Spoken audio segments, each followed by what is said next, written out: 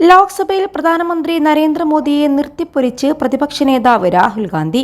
മണിപ്പൂർ സംഘർഷം ആവർത്തിച്ചും ന്യൂനപക്ഷങ്ങൾക്കെതിരായ അക്രമങ്ങളും കർഷക നീറ്റ് അഗ്നിപഥ് വിഷയങ്ങൾ ഉയർത്തിയുമായിരുന്നു രാഹുലിന്റെ പ്രസംഗം.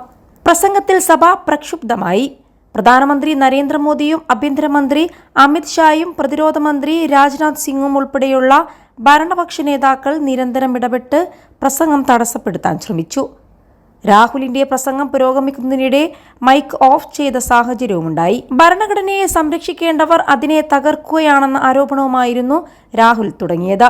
പരമശിവന്റെ ചിത്രം ഉയർത്തിപ്പിടിച്ച് ഹിന്ദുക്കളുടെ പേര് പറഞ്ഞ് ന്യൂനപക്ഷങ്ങൾക്കെതിരെ നടക്കുന്ന ആക്രമണങ്ങൾ അദ്ദേഹം ചൂണ്ടിക്കാട്ടി. ഹിന്ദു എന്ന് അവകാശപ്പെടുന്നവർ വെറുപ്പ് പറയുകയും ആക്രമണങ്ങൾ നടത്തുകയുമാണ്. BJP വെറുപ്പും അക്രമവുമാണ് പ്രചരിപ്പിക്കുന്നത്. BJP ഹിന്ദുക്കളെ പ്രതിനിധീകരിക്കുന്നില്ലെന്നും രാഹുൽ പറഞ്ഞു. ഭരണഘടനയെ സംരക്ഷിക്കാൻ വേണ്ടിയാണ് നമ്മൾ നിലകൊള്ളുന്നത്. കഴിഞ്ഞ 10 വർഷമായി ഭരണഘടനയ്ക്കെതിരെ ആക്രമണങ്ങൾ നടക്കുന്നു. BJP അംഗങ്ങൾ ഭരണഘടനയെക്കുറിച്ച് പറയുന്നതിൽ സന്തോഷം. 21 ലക്ഷത്തോളം സന്തുഷ്ടരായ ഉപഭോക്താക്കളും 2 ലക്ഷത്തോളം തിമിര ശസ്ത്രക്രിയകളും പൂർത്തിയാക്കിയ മലബാറിലെ ഏക കണ്ണാശുപത്രി Al Salama eye hospital, hospital road, Perinthalmanna. ഇന്ത്യയിൽ ദളിതരും ന്യൂനപക്ഷങ്ങളും ആക്രമിക്കപ്പെടുന്നു.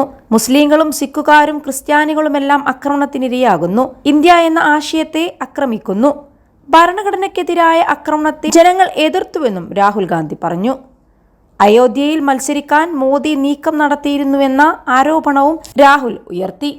ഇതിനായി സർവേ നടത്തുകയും ചെയ്തു. എന്നാൽ മത്സരിക്കരുതെന്നായിരുന്നു സർവേക്കാരുടെ ഉപദേശം. അയോധ്യക്കാരുടെ മനസ്സിൽ മോദിയെ ഭയമാണ്. അയോധ്യ BJPക്ക് കൃത്യമായ സന്ദേശം നൽകി. ആ സന്ദേശമാണ് തനിക്കരികിൽ ഇരിക്കുന്നതെന്നും SP-യുടെ അവധേഷ് പ്രസാദിന്റെ ചൂണ്ടിക്കാട്ടി രാഹുൽ പറഞ്ഞു. മണിപ്പൂർ സംഘർഷവും രാഹുൽ വീണ്ടും ഉയർത്തി. മണിപ്പൂരിൽ നിരന്തരം ആക്രമണം നടന്നിട്ടും മോദി അവിടെ പോയില്ല.